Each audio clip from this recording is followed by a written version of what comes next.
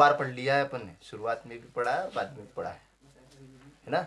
जब दो समान आवृत्ति और लगभग समान आयाम की प्रकाश तरंगे माध्यम के किसी बिंदु पर एक साथ पहुंचती है तो उनके अध्यारोपण के फलस्वरूप परिणामी तीव्रता का मान भिन्न भिन्न बिंदुओं पर भिन्न भिन्न होता है। पढ़ा है ना अपने। इस घटना को क्या बोलते हैं? प्रकाश का व्यतिकरण कहते हैं। दो टाइप का था, संपोषी और विनाशी।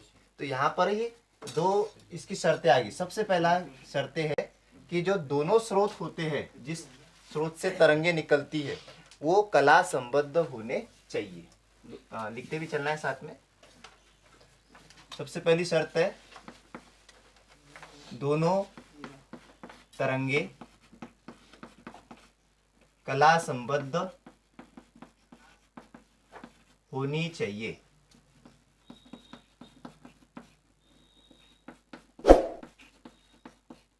दोनों तरंगे कला संबद्ध होनी चाहिए। दूसरा, जिस स्रोत से दोनों तरंगे निकलती है, जैसे S1 और S2 से निकल रही थी ना, फिर व्यतिकरण चित्र बनता था, तो वो दोनों स्रोतों का मूल प्रकाश स्रोत एक वर्णी होना चाहिए। दूसरा है दोनों तरंगों का मूल प्रकाश स्रोत एक वर्णी होना चाहिए, मतलब एक ही रंग का होना चाहिए। ठीक है, ये दूसरी शर्त है। तीसरा, परिभाषा में चाहा कि दोनों तरंग के आयाम लगभग बराबर होने चाहिए। दोनों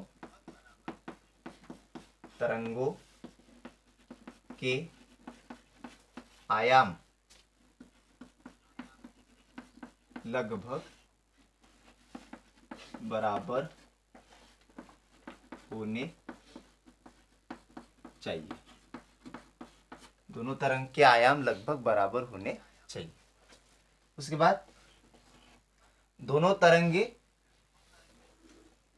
एक ही सरल रेखा में गमन करनी चाहिए। ये आ जाएगा नंबर 4। दोनों तरंगे सरल रेखा में गमन करनी चाहिए। और 5वां, यदि तरंगे ध्रुवित होती है तो दोनों तरंगों को एक सरल रेखा में ध्रुवित होना चाहिए। यदि तरंगे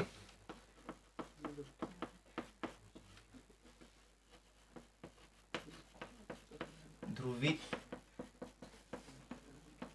होती है तो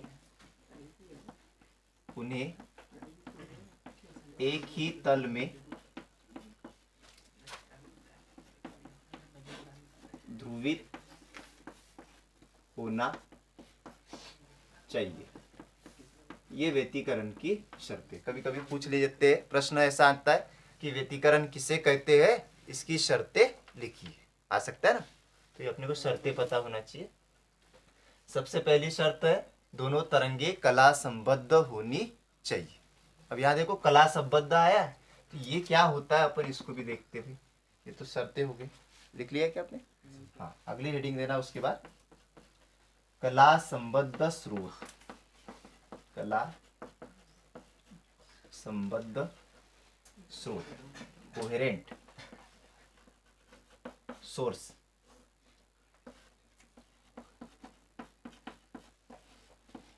कला संबद्ध स्रोत, इसकी परिभाषा समझो किसे कहते। स्रोत तो समझते हो ना, जैसे सूर्य है, बल्ब है, ये प्रकाश स्रोत है। टार्चे है जिससे प्रकाश निकलता है। कला संबद्ध स्रोत किसे कहते हैं? दो स्रोत ऐसे हैं, मान लो, इनसे निकलने वाली तरंगे समान कला में अगर होती है, मतलब इन दोनों तरंगों के बीच कलांतर, कलांतर कैसे दर्शाते हैं? फाई से।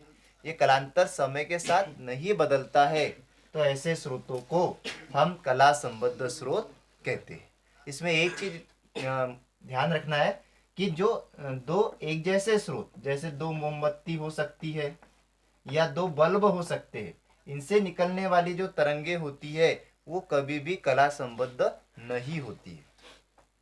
मतलब चाहे वो दोनों एक जैसे क्यों ना हो बिल्कुल, पर उनसे निकलने वाली जो तरंगे होती है, वो जो स्रोत होते हैं, दो मोमबत्ती दो बल्ब बोलो एक जैसे, वो कभी भी कला संबद्ध स्रोत नहीं होते हैं।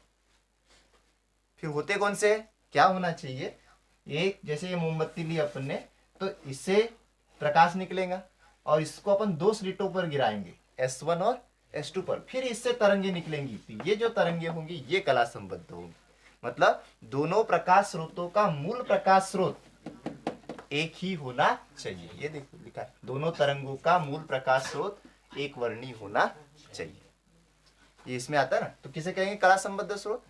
समझ के याद करो कि किसी स्रोत से, किन्हीं दो स्रोतों से निकलने वाली तरंगों के बीच कलांतर अगर समय के साथ नहीं बदलता है तो ऐसे स्रोतों को कला संबद्ध स्रोत कहते हैं। चलो लिख लेते परिभाषा, लिख लो।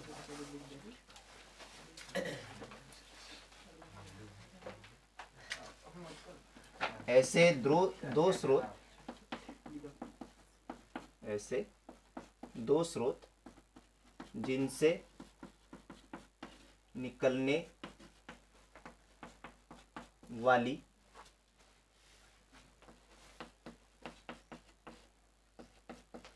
तरंगों के बीच कलांतर समय के साथ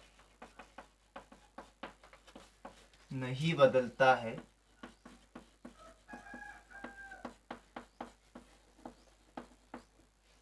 कला संबद्ध स्रोत कहलाते हैं।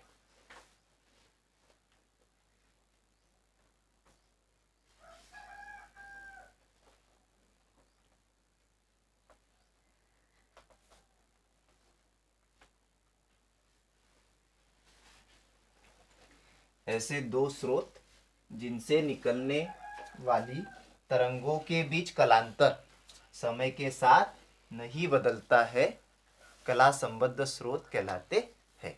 हाँ, अगले आंसर लिखो। दो एक जैसे स्रोत,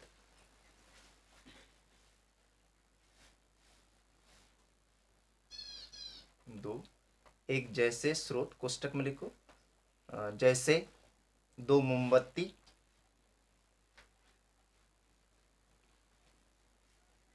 या दो बल्ब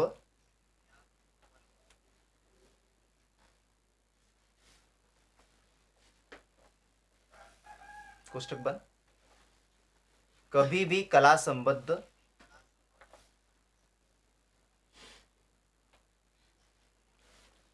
नहीं होते हैं।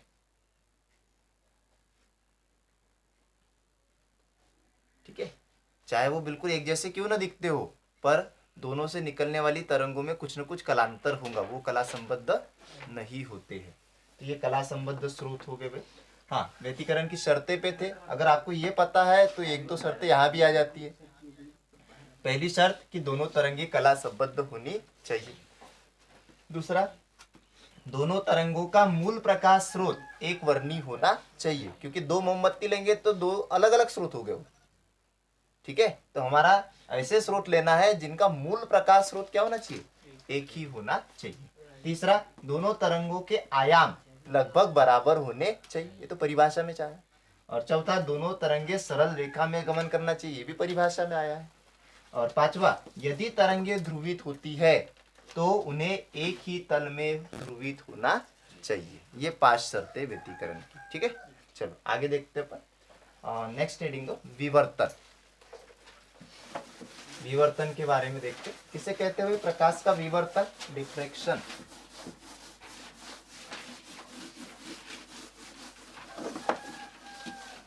पढ़ा था ना अपन ने। हाँ, विवर्तन प्रकाश का गुण है, किसे कहते।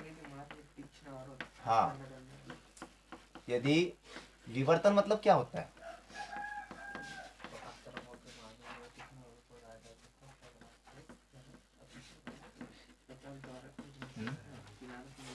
मुड़ना है ना।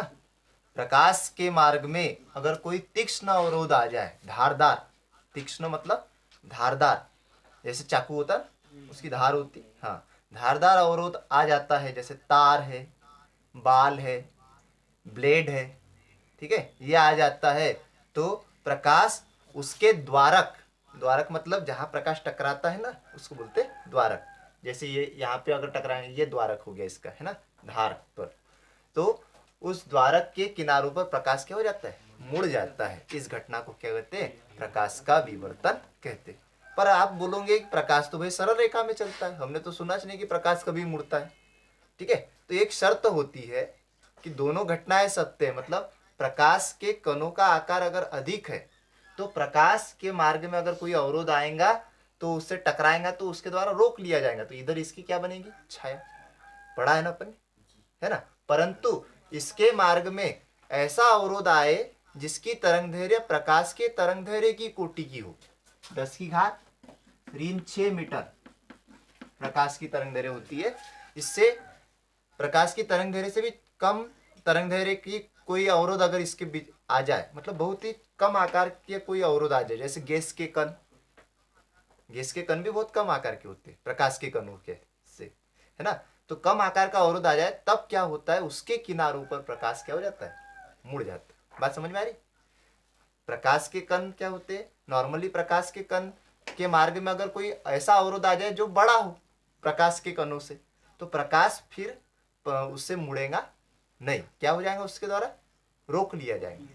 परंतु अगर कम आकार का अवरोध आ जाए उसके मार्ग में, प्रकाश के मार्ग में, तो वह उसके किनारों पर क्या हो जाता है, मुड़ जाता है। बात समझ में आई। तो दोनों घटना क्या है, सत्य है। सरल रेखीय गमन और विवर्तन दोनों घटनाएं सत्य हो गई ना। कम आकार का कोई आएगा, ऐसा समझ लो प्रकाश इधर से चल रहा है, कोई दुबला पतला आदमी आया तो, है ना, तो सीधा निकल जाएंगे, है ना, उसको हटाते हुए। पर अगर ताकतवर इंसान आ गया तो वो क्या हो जाएगा, वहां पे रुक जाएंगे, उसके आगे नहीं जा पाएंगे। तो उसी टाइप का ही प्रकाश के मार्ग में अगर कोई तीक्ष्ण अवरोध, जैसे कौन से तार, बाल, ब्लेड आदि आ जाती है, तो प्रकाश अवरोध के द्वारक के किनारों पर मुड़ जाता है। इस घटना को प्रकाश का विवर्तन कहते हैं। इसके लिए आवश्यक शर्त यह है कि अवरोध का आकार प्रकाश की तरंगदैर्घ्य की कोटि का होना चाहिए, इतना इतना होना चाहिए, ठीक है। चलो लिखते परिभाषा, लिखो। विवर्तन, प्रकाश के मार्ग में, प्रकाश के मार्ग में कोई तीक्ष्ण अवरोध, पुस्तक में जैसे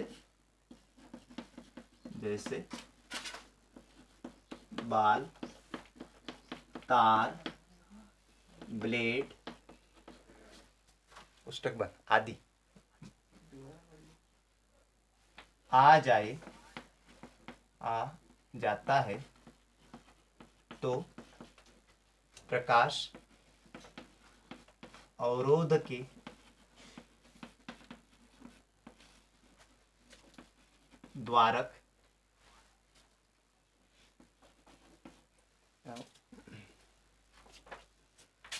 के द्वारक के किनारों पर मुड़ जाता है।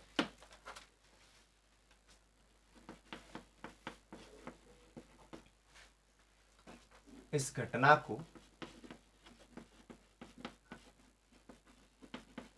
विवर्तन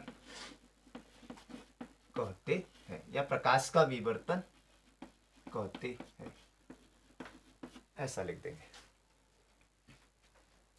ठीक है। अगले लाइन से, इसके लिए आवश्यक शर्त यह है कि अवरोध का आकार प्रकाश की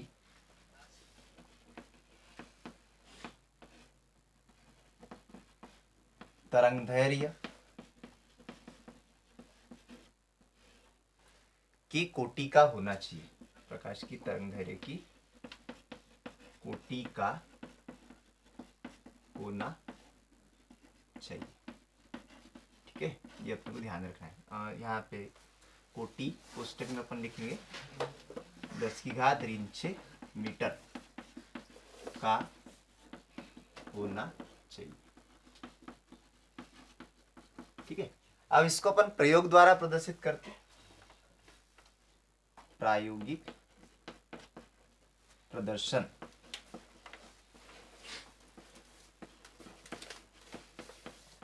प्रायोगिक प्रदर्शन, इसको हम रिजु कोर पर विवर्तन भी कहते हैं।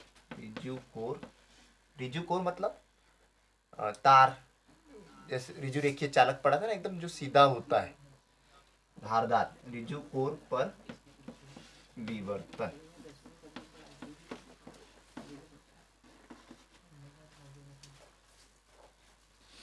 ठीक है, इसको समझते अपन। मान लेते ऐसे एक स्लिट है, यहाँ पे ऐसे एक स्लिट है और इससे कुछ दूरी पर एक पर्दा है। ठीक है, पर्दे का नाम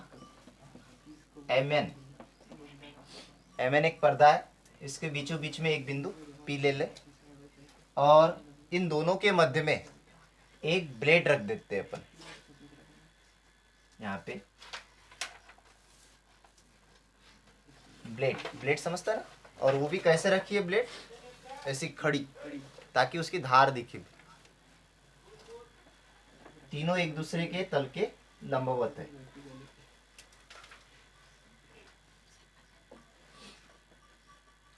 बना लो ना, चित्र बनाओ।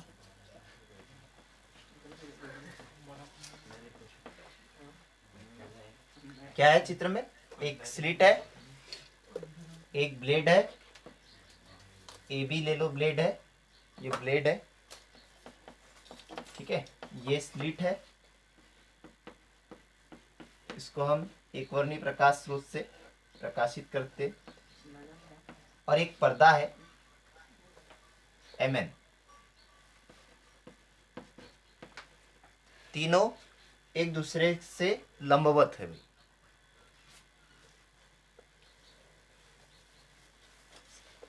क्या होगा, प्रकाश के सरल रेखीय गमन के आधार पर हम कह सकते हैं कि प्रकाश के मार्ग में ब्लेड आ गई तो इधर क्या बनना चाहिए, ब्लेड की छाया बनना चाहिए, पर्दे पर बनना चाहिए ना। पर्दे के PN भाग में पूर्णतः क्या होना चाहिए, अंधेरा होना चाहिए। और इधर तो कुछ भी नहीं है प्रकाश के मार्ग में, तो इधर पूर्णतः क्या होना चाहिए, प्रकाश होना चाहिए। परंतु सूक्ष्मता से हम अध्ययन करते हैं तो हमको निम्नलिखित प्रेक्षण प्राप्त होते हैं। बात समझ में आ रही। चित्र में देखो क्या क्या है, थ्योरी जैसे हम बोल रहे हैं वैसे ही लिखना है कि चित्र में ऐसे एक स्लिट है, इससे कुछ दूरी पर एक पर्दा MN है, दोनों के मध्य में एक तीक्ष्ण ब्लेड AB है, तीनों कागज के तल के लंबवत रखे तीनों को। ठीक है, प्रकाश के सरल रेखीय गमन के आधार पर हम कह सकते हैं, क्योंकि यहाँ पे देखो, यहाँ से प्रकाश पड़ेगा ब्लेड पे, तो ब्लेड की क्या बनेगी, इधर छाया। सरल रेखीय गमन के आधार पर हम कह सकते हैं कि पर्दे के PN भाग में क्या होना चाहिए, अंधेरा होना चाहिए। और अंधेरा को अपन अदीप्ति भी बोल सकते हैं, अदीप्ति होना चाहिए। और जो PM भाग है इसमें क्या होना चाहिए, प्रदीप्ति होना चाहिए, ये भाग दीप्त होना चाहिए, यहाँ पे पूरा प्रकाश होना चाहिए। ठीक है, परंतु अगर हम बारीकी से इसका अध्ययन करते हैं तो हमको निम्न प्रेक्षण प्राप्त होते हैं। क्या प्राप्त होते हैं, देखो सबसे पहला PN भाग में क्या होना चाहिए, अंधेरा होना चाहिए। अंधेरा होना चाहिए, परंतु हम देखते हैं कि पर्दे के P बिंदु से लेकर Q बिंदु पर जो प्रकाश होता है, इधर भी प्रकाश होता है, और प्रकाश की तीव्रता धीरे धीरे कम होती जाती है। जैसे P बिंदु से हम नीचे जाते हैं, प्रकाश की तीव्रता क्या होती है, धीरे धीरे कम होते जाती है, और फिर Q बिंदु के नीचे पूर्णतः अंधेरा होता है। बात समझ में आ रही। यहाँ पे थोड़ा सा प्रकाश होता है, धुंधला धुंधला सा, है ना। P बिंदु से नीचे प्रकाश की तीव्रता धीरे धीरे कम होते जाती है, और Q बिंदु के नीचे फिर पूर्णतः क्या होता है, अंधेरा होता है। उसके बाद दूसरा प्रेक्षण ये प्राप्त किया, पीएम भाग में क्या होना चाहिए, पूर्णतः उजाला होना चाहिए, परंतु हम देखते हैं कि पी बिंदु से ऊपर हमको क्रमिक रूप से फ्रिंजे प्राप्त होती है, दीप्त और अदीप्त फ्रिंजे हमको यहाँ पे प्राप्त होती है पीएम भाग में। ठीक है, ये दूसरा प्रेक्षण प्राप्त किया। तीसरा प्रेक्षण प्राप्त किया कि पीएम भाग में फ्रिंजे प्राप्त होती है, पर यम से जो दूर वाला भाग होता है, इसके ऊपर वाला जो भाग होता है वह पूर्णतः प्रकाशमान होता है, एक समान। तो ये 3 प्रेक्षण प्राप्त किए, समझ में आया ना। सबसे पहला प्रेक्षण क्या प्राप्त किया कि पीएन भाग में जहां अंधेरा होना चाहिए था वहां अंधेरा नहीं होता है। क्या होता है, पी से जैसे जैसे अपन नीचे जाते हैं प्रकाश की तीव्रता धीरे धीरे कम होते जाती है और बिंदु क्यू से नीचे पूर्णतः अंधेरा होता है। दूसरा प्रेक्षण, पीएम भाग में जहां पूर्णतः प्रकाश होना चाहिए वहां पूर्णतः प्रकाश नहीं होता, वहां क्या प्राप्त होती है हमको, क्रमशः दीप्त तथा अदीप्त फ्रिंजे प्राप्त होती है। ठीक है, और तीसरा कि पीएम भाग से ऊपर वाला जो भाग होता है और है ना, और इसके ब्लेड के नीचे वाला जो भी भाग होता है वहां पर हमको एक समान प्रकाश प्राप्त होता है। ये 3 प्रेक्षण प्राप्त हुए। इस प्रेक्षण के आधार पर हम तीव्रता आरेख भी बना सकते हैं। इसी के आधार पर यहाँ पे, ठीक है, ये अपना पी बिंदु हो गया और यहाँ पे ले लेते क्यू बिंदु।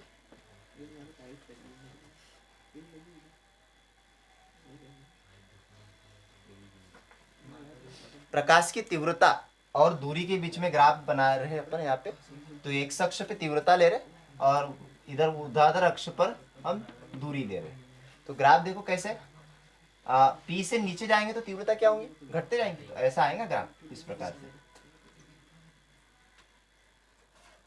इधर फिर हमको फ्रिंजे प्राप्त होती है यहाँ पे, दीप्त और अदीप्त।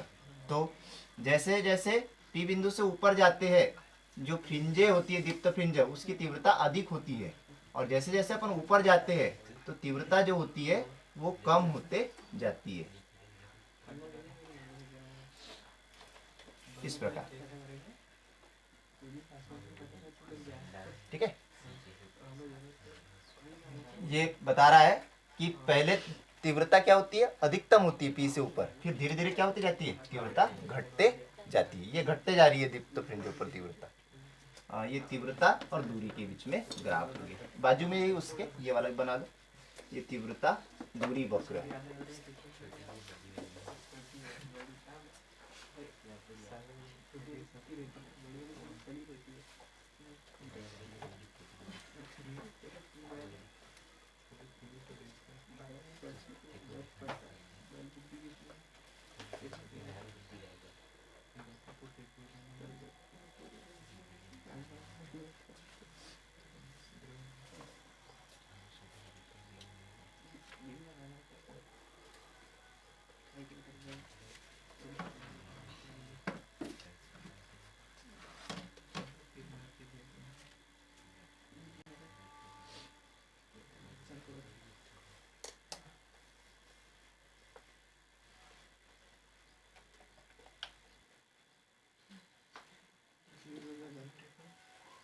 अंदर होगी।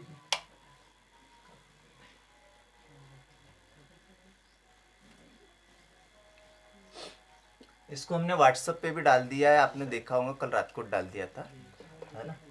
तो एक बार अपन और समझ लेते, थ्योरी लिख लेना आराम से जब भी फुर्सत मिले आपको।